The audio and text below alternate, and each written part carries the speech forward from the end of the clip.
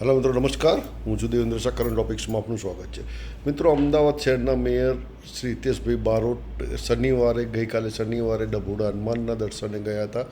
અને આજે પૂનમના દિવસે રવિવારે તેમણે શક્તિપીઠમાં અંબાજી ખાતે માતાજીને ધ્વજા અર્પણ કરી હતી.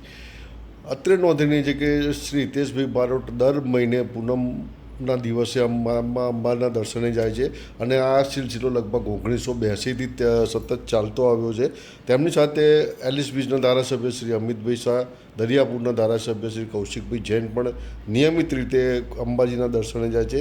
અને છેલ્લા કેટલાક વર્ષોથી આ ત્રણેય મિત્રો એક સાથે જ અંબાના શરણે જઈ દેશ, રાજ્ય અને શહેરના વિકાસ અને તેની સુરક્ષા માટે અંબાને પ્રાર્થના કરતા આવ્યા છે. જુઓ વિડીયો. શ્રી હિતેશભાઈ બારોટ, શ્રી અમિતભાઈ શાહ અને શ્રી કૌશિકભાઈ જૈન અંબાને ધજા અર્પણ કરતા જુઓ. અંબે કી જય. અંબે માત કી જય.